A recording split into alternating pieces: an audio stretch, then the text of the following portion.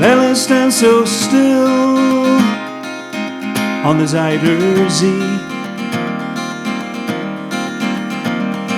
An engineer with the politician's will to build a dream, but his eyes were closed before he got to see his dream made real on the Zuider Zee. Wonder of the modern world, 100 years and counting in the making. I doubt that Lely's calculations could account for such an undertaking.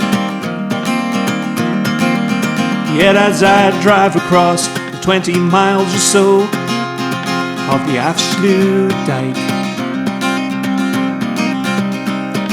the wild North Sea on one side and on the other, the eyes roll near so wide. I see towns raised up from nothing more than water. And engineer Lely looks out on this new land he demanded. The lowlands expanded, and I wonder if he ever asked the question, did they build it? They made a start, did they manage to complete it? My heart hopes they use my plan to build a dam to hold the North Sea back and make more land. Dike the like of which the world above sea level's never seen before, to keep the roaring floods at bay and the people safe on shore. A politician understands sometimes the best laid plans get set aside. Could such a dream become a nation's pride? Still, in my eternal sleep, I wonder, did they build it? So Lely, when I pass you standing silent on the road that split the sea, I thank you for your vision and the good Dutch soil beneath my feet.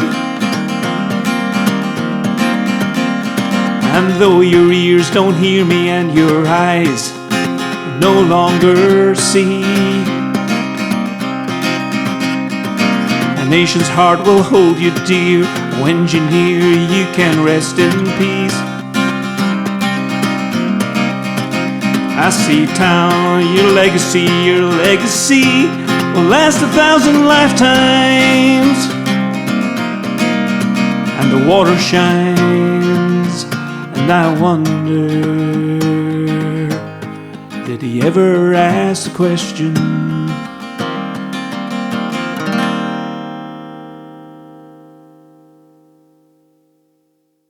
It's a song I did with Nathan Bell. So he plays all the guitar on the song and does a little bit, but it's definitely for my part of the world.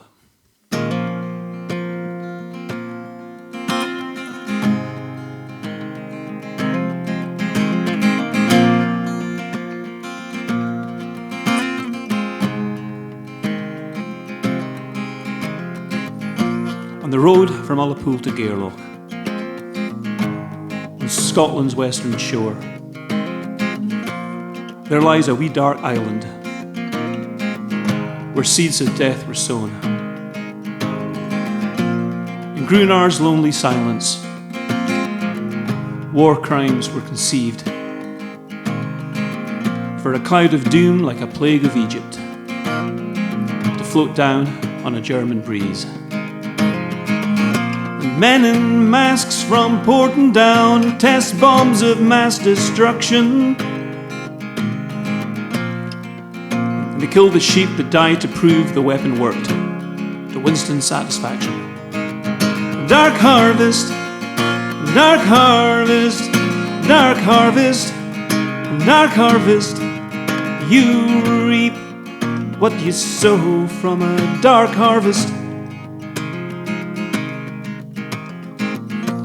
I thank God the war was won without biological warfare being deployed. But spores of death lay sleeping in the ground in Grunard's poisoned soil. The Scottish land lay quarantined and deemed too dangerous to set foot on. Too much expense, they said, to make it safe, so for decades the land was forgotten. Until the dark harvest, the dark harvest, the dark harvest, a dark harvest. You reap what you sow from a dark harvest. Eco-warfare or eco-terror, call it what you will. But without their actions, Grunard would be off limits, still. They dug the soil and they sent a sample back from whence it came, and finally the government cleaned up the dirty secret mess they'd made. The Scottish land lay quarantined and deemed too dangerous to set foot on.